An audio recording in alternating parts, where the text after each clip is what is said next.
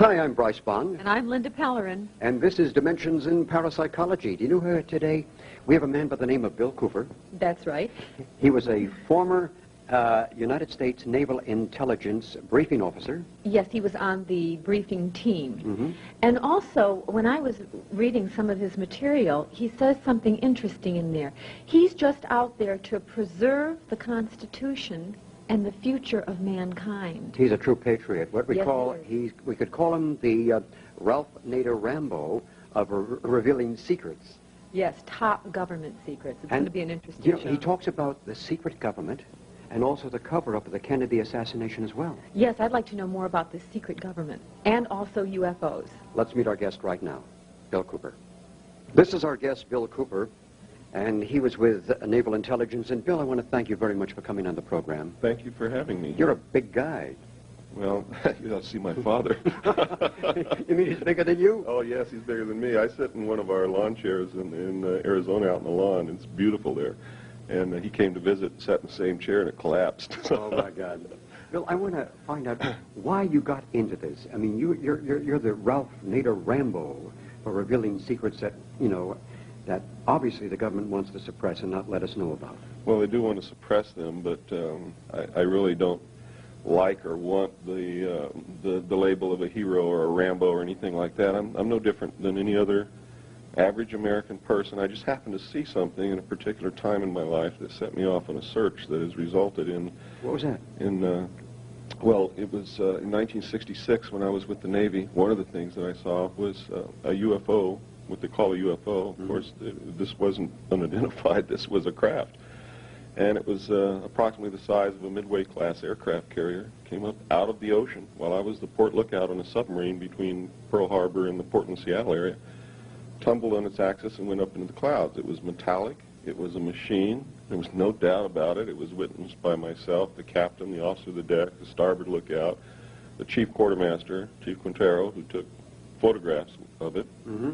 And we were told that it was classified and that we were not to discuss it, not even amongst ourselves.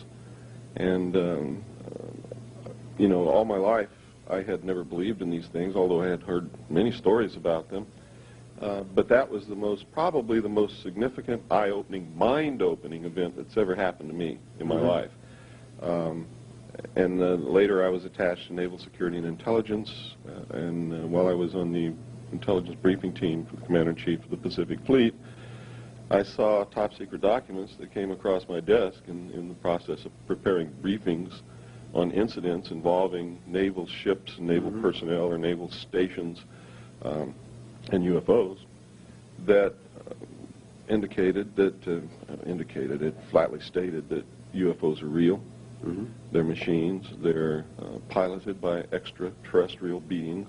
Another intelligences, in other words. Right, other intelligences, and that they're interacting with the United States government secretly. And it's really wrong to say the United States government because it's really a secret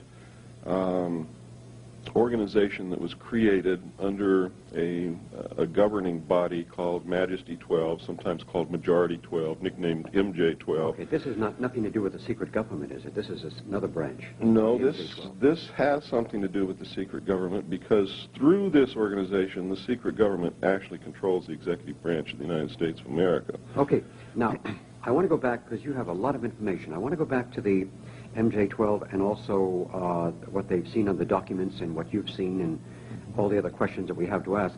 Now, what is the secret government? We've heard about this a long time. At least some people have brought it forward. What is the secret government? The secret government was actually created, the secret world government was actually created in 1952 when an alliance of all the secret powers, the powers behind the thrones, occurred because of the knowledge of this extraterrestrial presence, had to be dealt with. And they had to create a one-world government, in other words, unite mankind against a possible extraterrestrial threat from out there, if it really exists.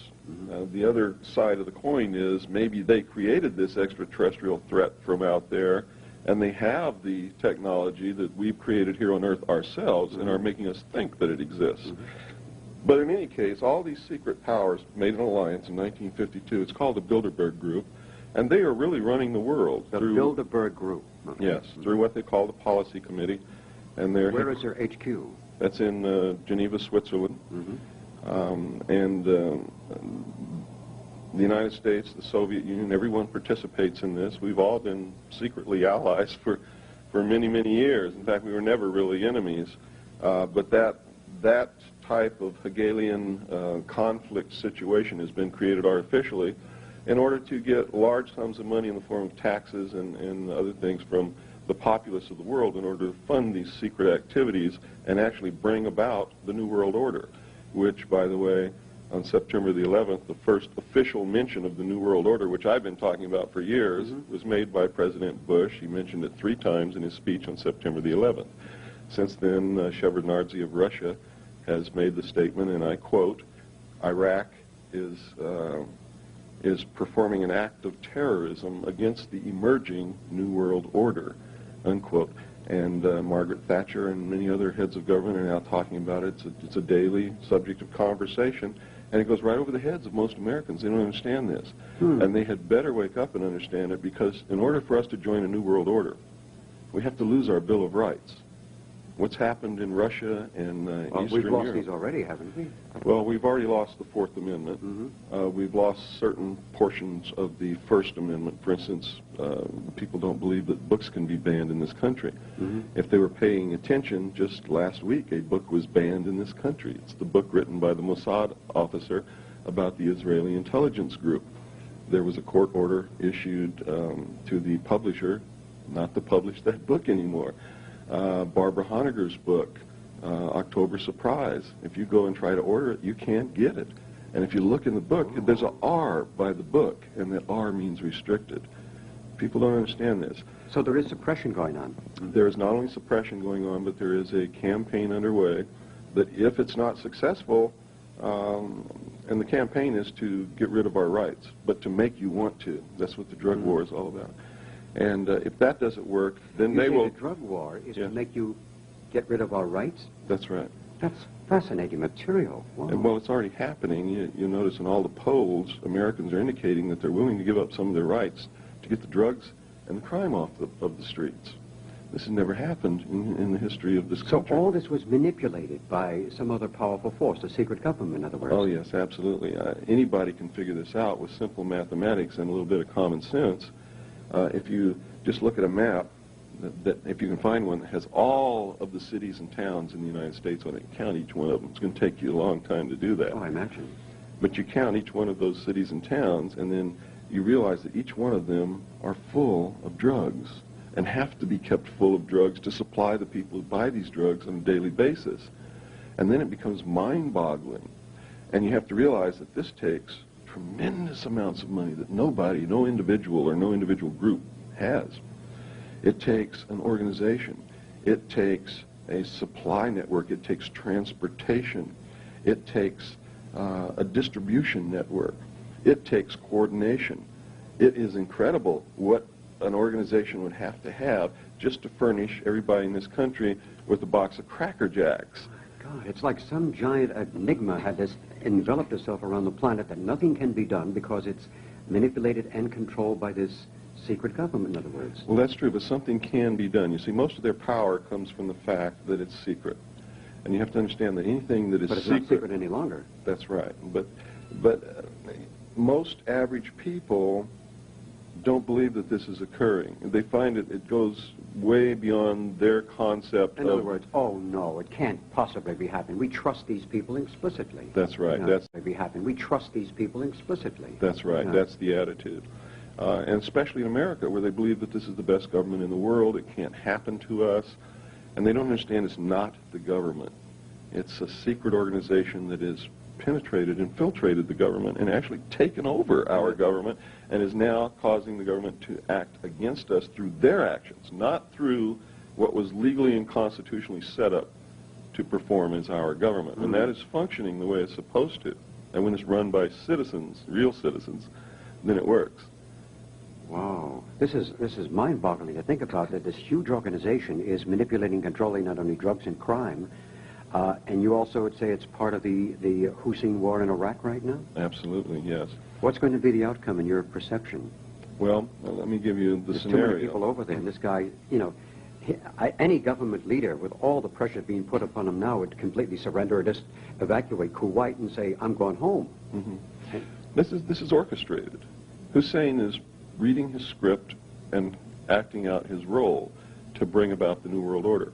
You see, change can't come about without conflict, because people resist change. It's the normal thing. You must have a disaster. And conflict is economy. Right, to institute great change.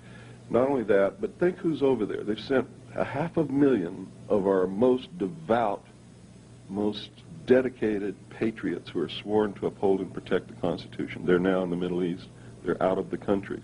They're in a position, in a foreign environment, very hostile environment, where they can be killed very easily with chemical warfare. And I have to tell you this from my stint in the military, that our troops have no protection in a desert environment against chemical warfare. Those men are dead. They have to get the patriots out of the country, as many as they can, and they have to get rid of them, because patriots will not allow them to suspend the Constitution and join the New World Order. The ones who are left, when this happens, are targeted and will be rounded up in the dead of night, probably on Thanksgiving, Christmas, or New Year's, when they know that everyone will be home, in order to bring about the New World Order, to join the New World Order. That's what's happening in the Middle East. Nobody cares if Hussein invaded Kuwait. Nobody believes, or could possibly believe, that we're there to prevent the price of oil from going up to $26 a gallon, because our mere presence has driven it up to almost $35 a gallon. If there's a war, it's going to go much higher than that. Bush told the truth when he said that out of the Middle East conflict will come the New World Order. He was telling the truth. And it's one of the few times that he's told the truth. Okay, now, Bill, you're absolutely fascinating, and this is information which is startling to a lot of people. It will be. Now, I want to get back to the M12, or the ones who are in contact with extraterrestrial intelligences, whether they come from alternate realities or other dimensions, or whether they come from some physical time-place. Well, I have to tell you that I've never seen an extraterrestrial. Never in my life. But you've seen the craft. I've seen the craft. I How know many that it's times? real. This between a 7 and 10 minute period. This thing or these things. When you were aboard the carrier? Yeah, when I was aboard in submarines. Went up and down. I don't know how many times, but many times during that period. Did you check it on the sonar? Did the other people check it on sonar in the submarine? We had sonar contact. We had radar contact. When it was in the water, we had sonar. When it was in the air, we had radar. Did it ever make any intelligent contact with you folks? Not that I'm aware of.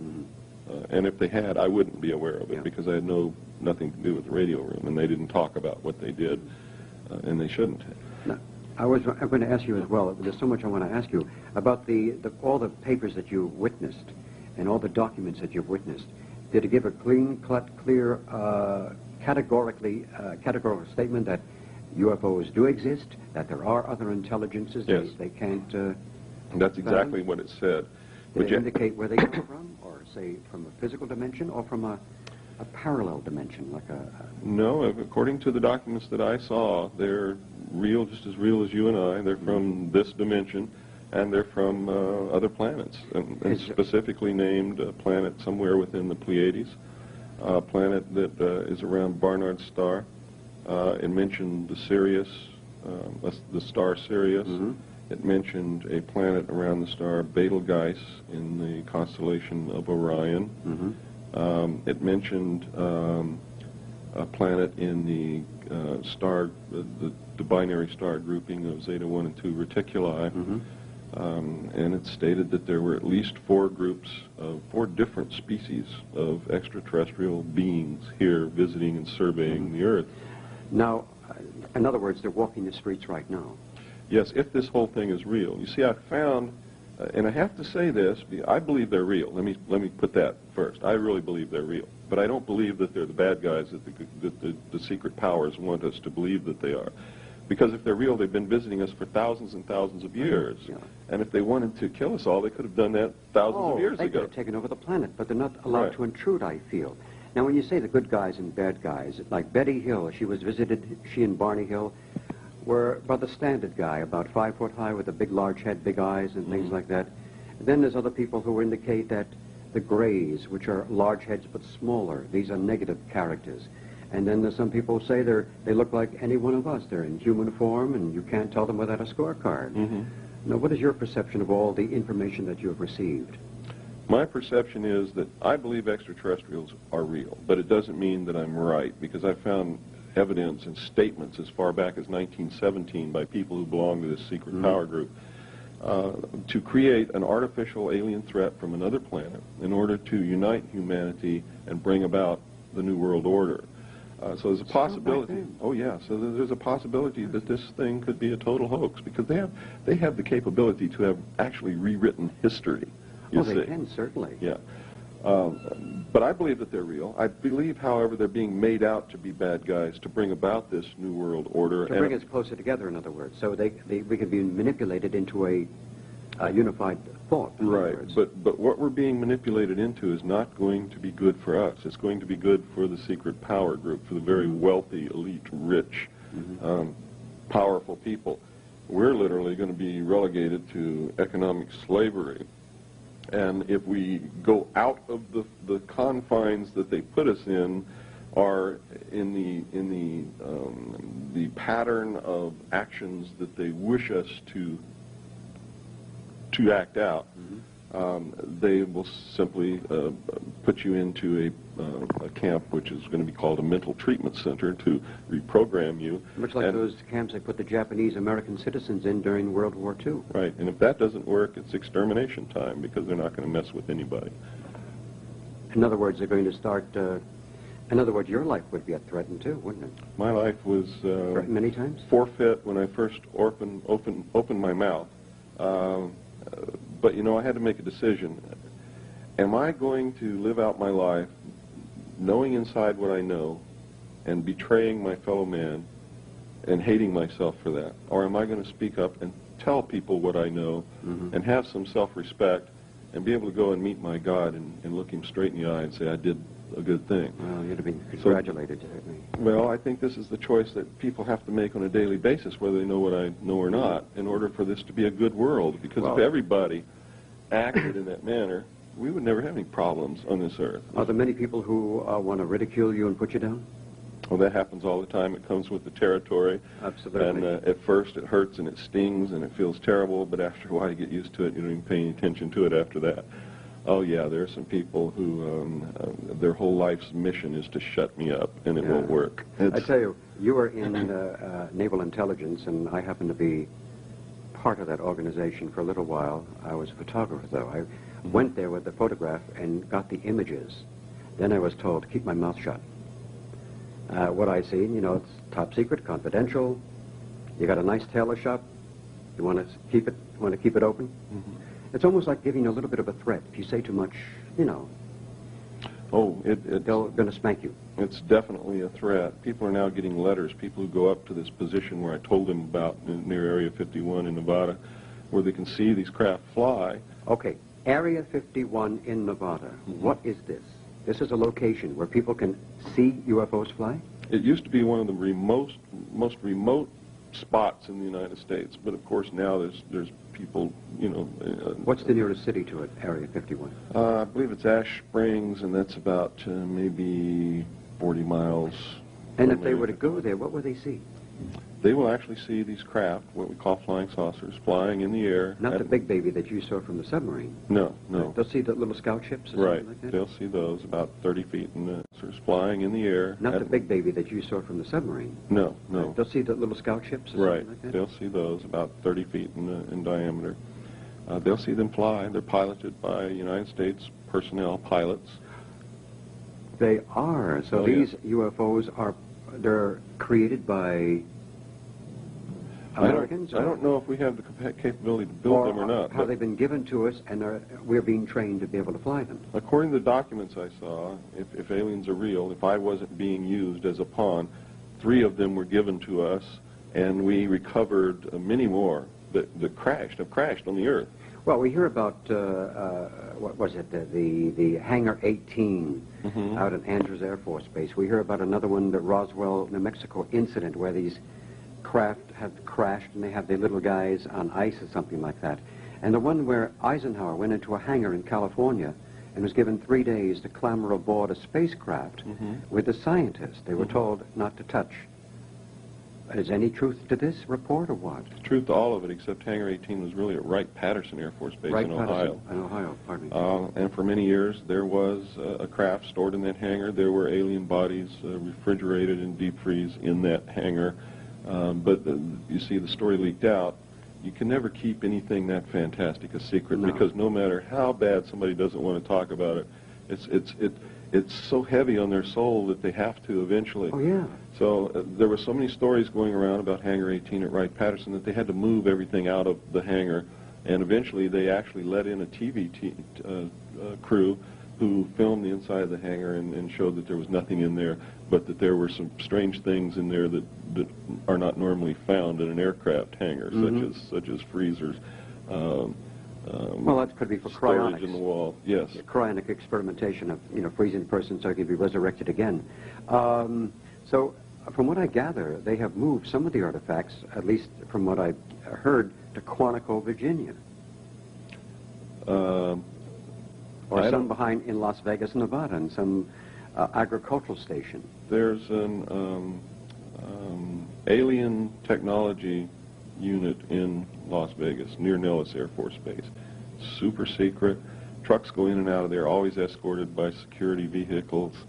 At night, there's the most incredible light security thing set up around a fence that you can see through binoculars. And I don't really know what goes on there, but Alien Technology Center, I mean, they're not talking about the Mexican people, and they're not talking about Canadians, and they're not talking about people from Africa. They're talking about extraterrestrials when they're talking about Alien Technology Center there at Las Vegas.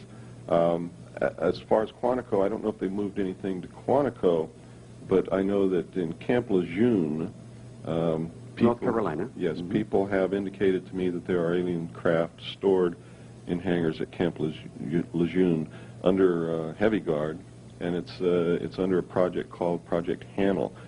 I've heard this from many different sources, all ex-Marines who were stationed at Camp Lejeune. Bill, have you ever seen any photographs of some of these extraterrestrials who were basically killed when their craft crashed? Yes, I saw photographs of them. I saw the autopsy reports. What do they look like?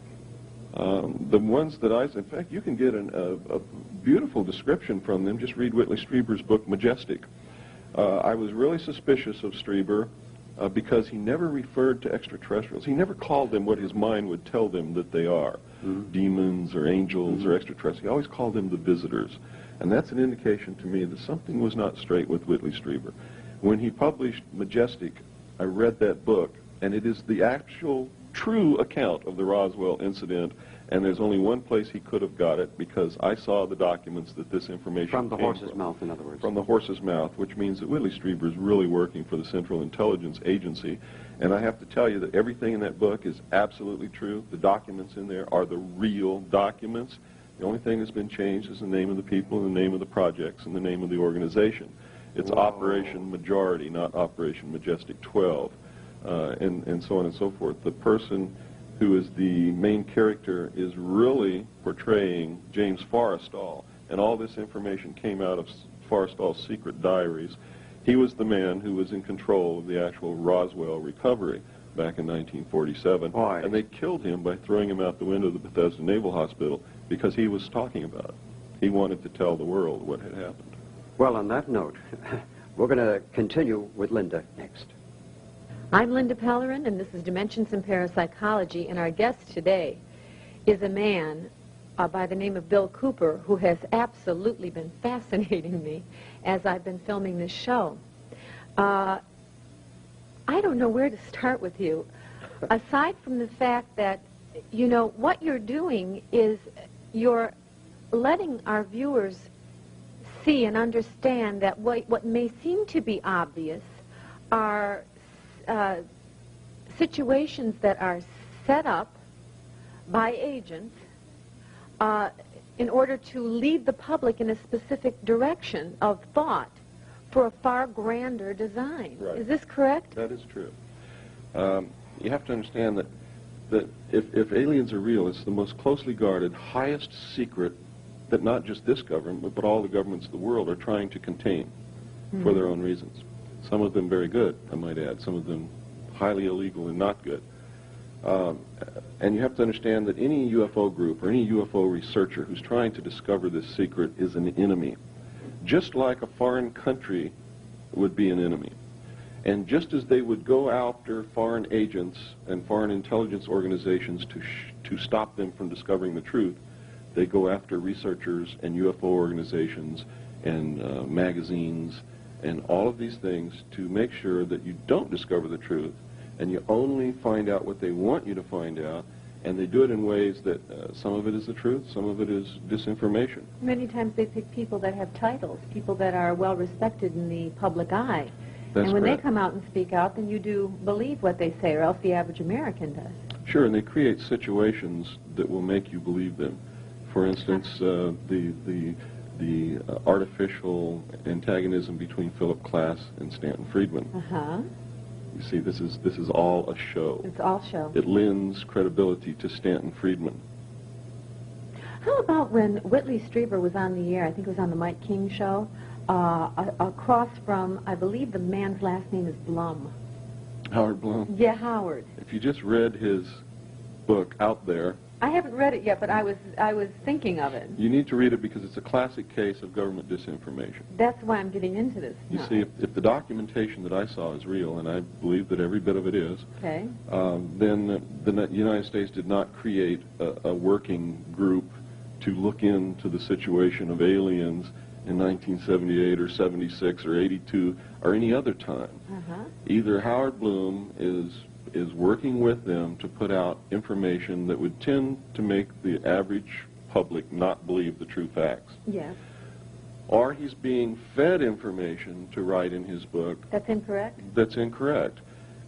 They would like people to think that aliens have not been coming here, that they have not been interacting with them for all this time, but they're really looking into the matter, and they think there may be something to UFOs, and they're really listening into the signals from space to find out if there's intelligence.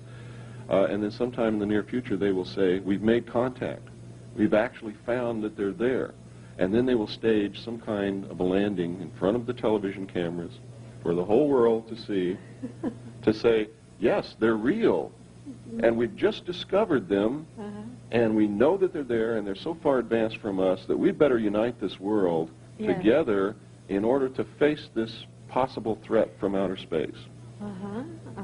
Very, very interesting. This will happen. I guarantee you it will happen. I tend to agree with you.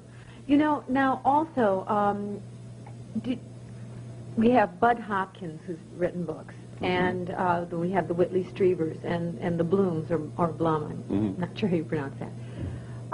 Are these men, would you say that they were agents? Whitley Strieber absolutely is. So is Bud Hopkins.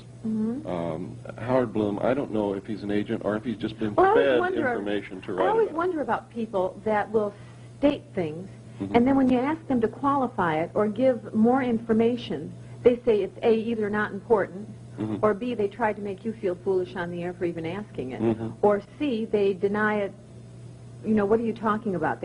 You know, I always wonder about that because they've made all these bold statements, these blanket remarks, and then they won't qualify anything, and you wonder where they're coming from. Well, that's because they don't know the subject, really. They've been given certain things to say. To go beyond that, they can't field those questions. They can't talk about it because then they'd be making up information and they would be caught in a network of lies. And you know, we had Making up information and they would be caught in a network of lies. And you know, we had a certain astronaut on the air who, when I was going over his material, claimed that he felt that there was life there could have been at one time on Mars or Venus, and that there was life on other planets.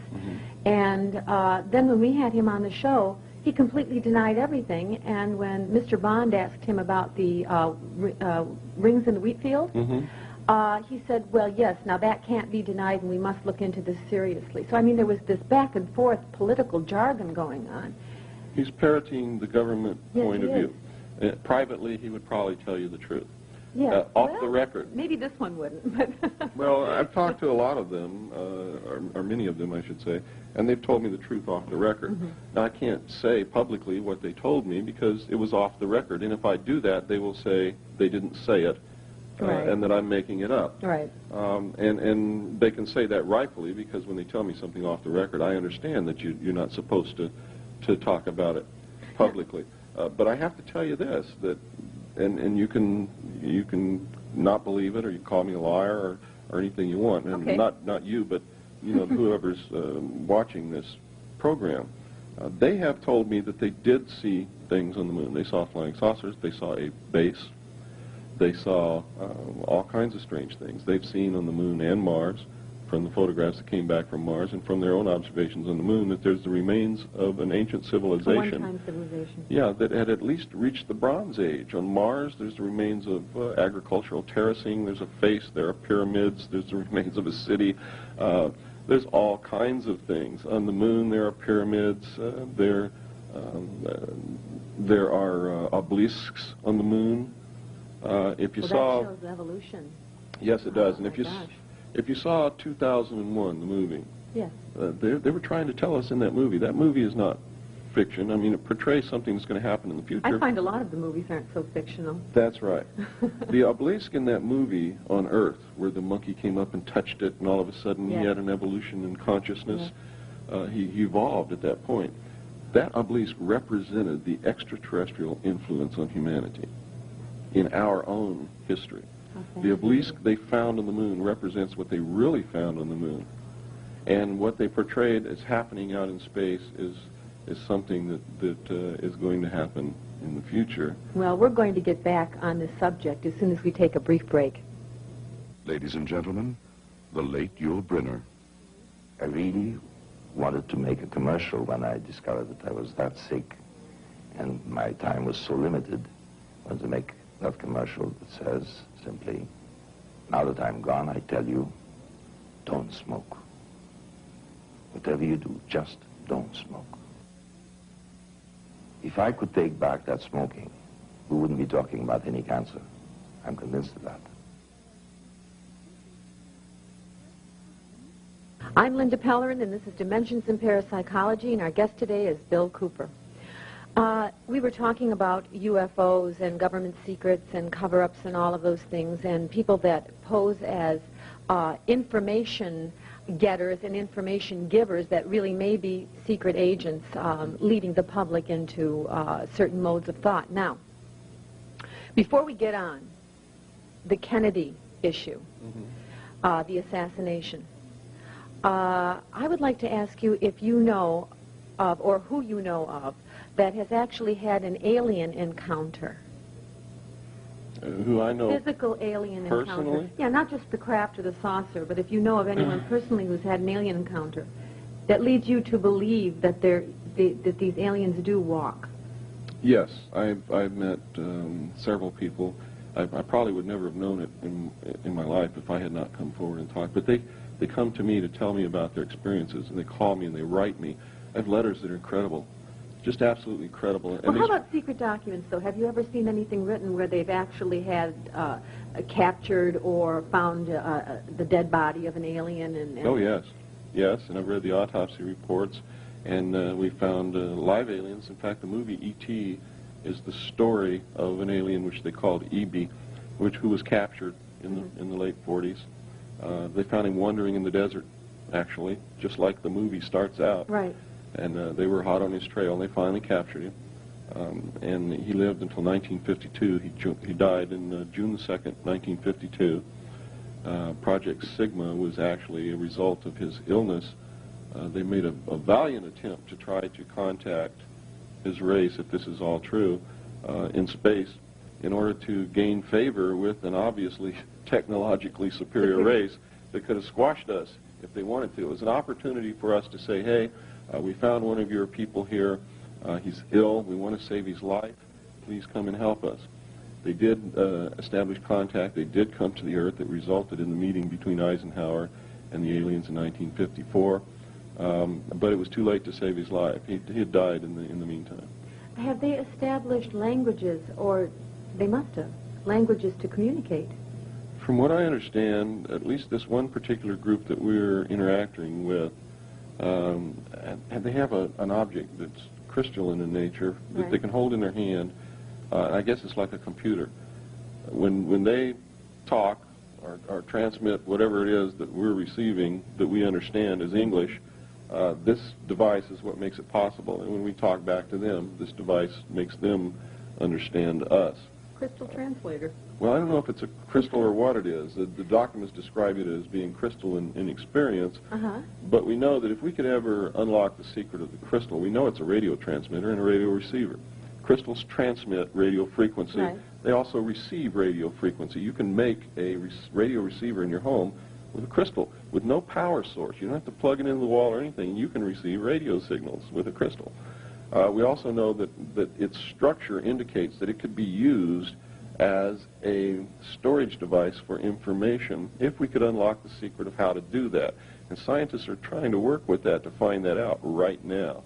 And if we ever do that, we'll be able to store probably the entire knowledge of the world in one quartz crystal about the size of Well, that would be efficient. Yes, it would be very efficient. Quite extraordinary, too. Now, getting off this subject a little bit and jumping over to the Kennedy assassination, what do you feel really happened there? What have you read or what do you know that we don't? Well, I know that Kennedy knew about the drug situation, and he ordered them to stop bringing drugs into this country and selling them to the American people. He ordered them also to divulge the presence of extraterrestrials on this earth to the American people within 1 year, and he ordered them to develop a plan to make that possible. They decided that it was premature. Of course, the large sums of money that are derived from drugs, they not only wanted that money to finance their black projects, but they were deriving personal profit from this also. It's just beyond the capability of a human being to resist temptation of that magnitude, I believe.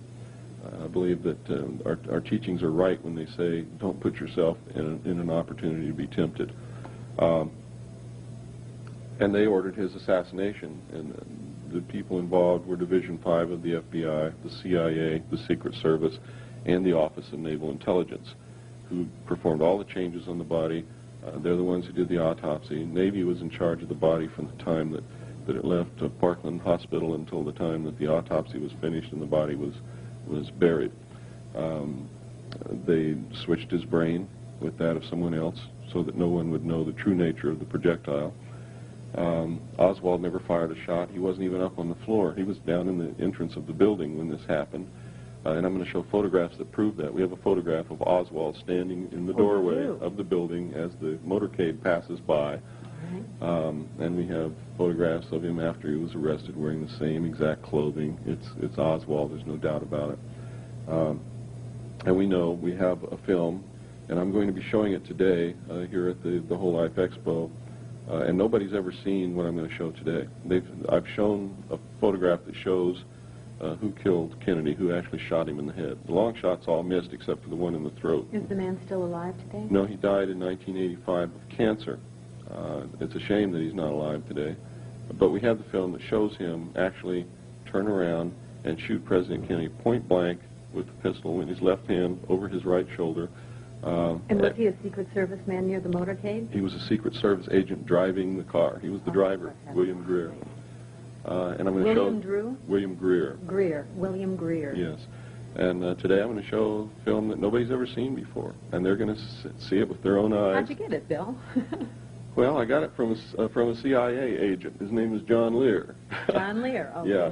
I was talking to John Lear in 1988 on the telephone. I told him what I had seen in these documents, that William Greer had shot President Kennedy, and that it was plainly visible in a film withheld from the public. He said, would you like to see the film?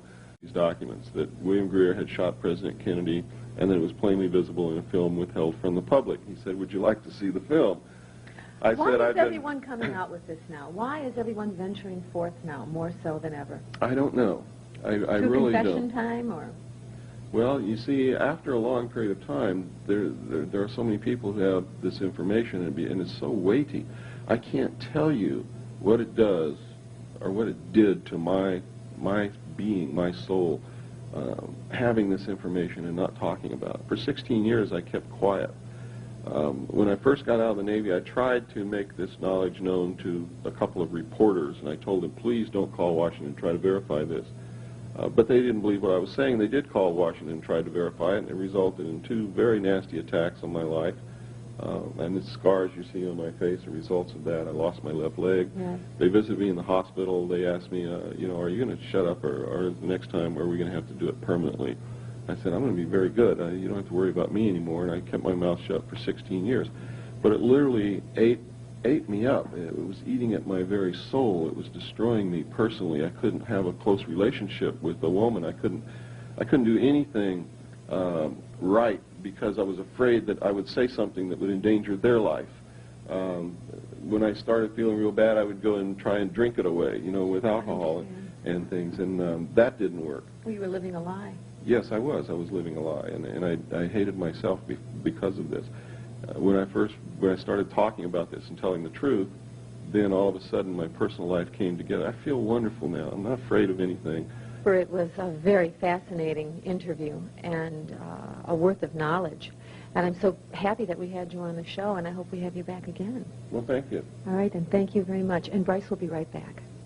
Thank you, Linda. Continuing now on Dimensions in Parapsychology, our guest today is Bill Cooper. He's an extraordinary man who really, something has been bothering him for many, many years, and it's like a festering cancer within inside that he had to validate and get rid of for his own personal, normal life. And some of the things you've been talking about are really mind-boggling to think about. I've heard of similar things myself in my career of doing this program, of talking to many people, like the late Ivan Sanderson, who is a scientist and a biologist and an archaeologist, anything with an ologist, he was. He was talking about some of the things, like they're having the Sasquatch, the Bigfoot, the Yeti. They have one of these creatures in a block of ice, and they keep him frozen because the man who shot him, if they find out that this Yeti is more human-like than animal-like, then the man stands to be on a murder charge, and things like that. He was talking about when he was in British intelligence down and around the Grand Chaco and seeing a craft within the water going about 240 knots, about I don't know how many fathoms deep within the ocean itself. There's lots of things like that happening. Now, the planning for Kennedy's assassination was all staged. Was all cleverly planned. Yes, absolutely, yes. Was Johnson have anything to do with that? I don't believe Johnson had anything to do with the planning, but Johnson had to be told that it was going to happen, and maybe not when, but that it was going to happen because he would have been the next president, and they had yes, they had to have somebody who was on their side in order to phony the Warren Commission, the Warren Report, to make sure that the cover-up was maintained. In other words, Johnson knew ahead of time that Kennedy was going to be assassinated. He had to, and they had to know that he was going to maintain a cover-up. Otherwise, they could not have allowed Johnson to be the president, because then he would have instigated a real investigation, which would have discovered the real facts of the matter. So while Johnson probably did not plan it, he had to be a part of it. He had to know about it. He had to have assured the power group that did this that he would maintain the cover-up. And of course he did. Now what about Bobby Kennedy's assassination? Was that also planned by Sirhan Sirhan? I haven't really gone depth into Bobby Kennedy's assassination. I do know that it was not solely the act of Sirhan Sirhan. For instance, over 9 shots were fired in the ballroom. Sirhan Sirhan's revolver only held 8. None of the security people or Secret Service agents fired a shot, according to their own testimony. Sirhan Sirhan was always in... Pardon? Did you believe that? No, I don't believe it, because the man who shot Bobby Kennedy was also a security person. And very skilled. Yes. You see, Sirhan Sirhan was always in front of Bobby Kennedy, but the death shot came from close behind his right ear, which meant, and there's only one person who was standing there. His name is Caesar. He was a security guard. He was one of the people who were supposed to be protecting the president, just like William Greer was supposed to be, or protecting Bobby, just like William Greer was supposed to be protecting President Kennedy. So we know that it was a conspiracy, that there was more than one person involved, and again, it was a security person who killed Bobby Kennedy, and not Sirhan Sirhan, who was involved. We also know that Vicki Cooper, the editor of UFO magazine, is the niece of Grant Cooper, who was Sirhan Sirhan's defense attorney, and that he did not defend Sirhan. He wanted to make sure he was guilty. And Grant Cooper has all kinds of ties to the CIA and the Russelli mob, who was in cahoots with the CIA to bring drugs in the country, and also to help assassinate Castro when they were trying to do that. You know, it's very disillusioning to think about that. We have organizations like the CIA, Secret Service, and FBI, and things like that, which may not be working in our behalf. I can guarantee you they're not. They're working for the secret world power structure toward a new world order, a one-world government. They're actually working to destroy the sovereignty of the United States, to destroy the Constitution, so that this new world order can come about. The intelligence community has never worked for the American citizen. It was created to serve the secret structure. That's why the laws governing it are set up so that nobody can look into what they're doing. Do you realize that the National Security Agency, by executive order of the President of the United States, is not subject to any laws of this country or any state in this country? And the executive order states, it says that the National Security Agency is not and will not be subject to any law unless it is specifically stated in the law that the National Security Agency is subject to that law. So all these people who are in this organization, if they do something, a minor infraction, they can't be touched? Like That's right. Immunity for some diplomat? They can do anything they want. They're completely outside the law by executive order. Now, an executive order is a law written by the President which violates the Constitution, which says that there shall be separations between the branches of government, and that Congress is responsible for the legislation. So they're setting these people up as little tiny mini demigods. That's exactly what they're doing, yeah. My God, that's a nice place to live. Now, do you feel that any extraterrestrial intervention, some other higher intelligence, will intervene eventually? No, I don't.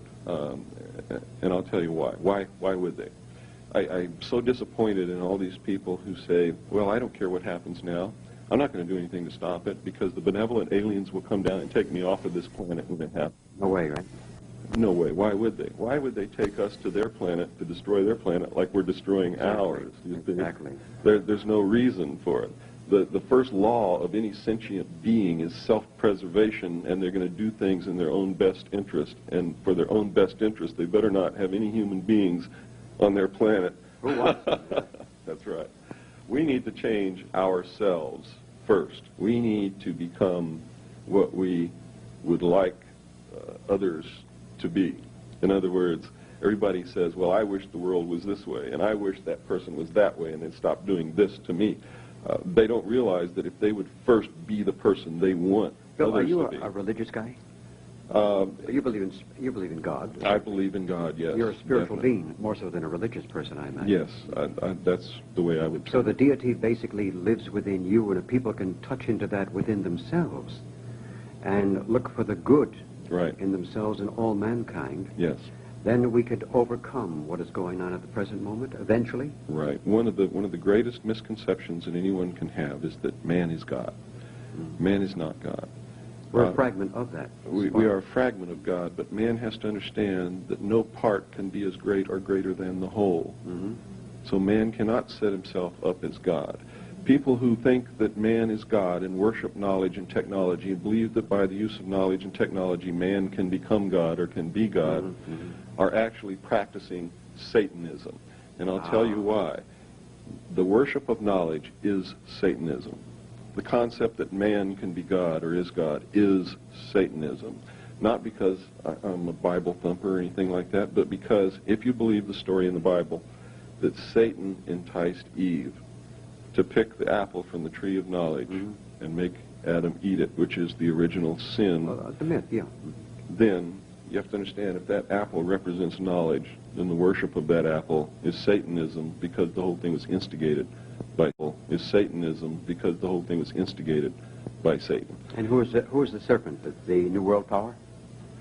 I really don't know. Or the secret government? You have to understand that I'm not a prophet. I don't have any knowledge of all that. I would say, though, that they certainly worship knowledge and have the concept that through technology man is God.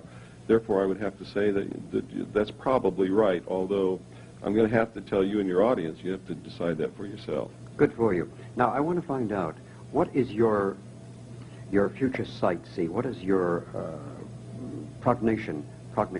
can't even pronounce the word.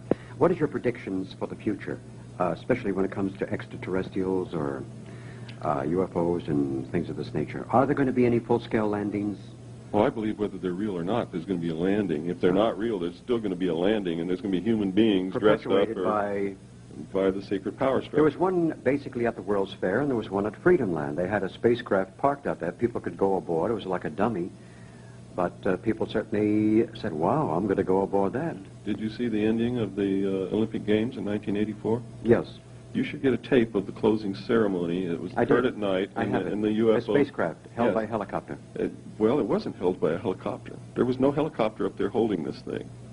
They'll tell you that, but it's not true. Can you imagine the liability that they would have if they were carrying this thing suspended on a cable underneath a helicopter over the heads of hundreds of thousands of people? They wouldn't do it. You're meaning to say that that thing used in the 1984 Olympics, the closing ceremony, was under its own power. Was under its own power? Yes. That's fascinating, with these laser lights dancing out of it? That's right. There was no helicopter. There was no cable. Whoa, that is heavy news. Now, the other thing is that there was a movie called, what was it? It had Michael Rennie as the star. It came out, I think, 1952, the day the Earth stood still. Mm-hmm. Now, they indicated something like that did happen, but without the robot. Something like that did happen, according to documents that I saw. There was a landing. Now, I don't know about the being shot and being chased all over the place. Mm-hmm. That I don't know about. I didn't read anything like that. But there was a landing that they said that they wanted to help us with our spiritual development.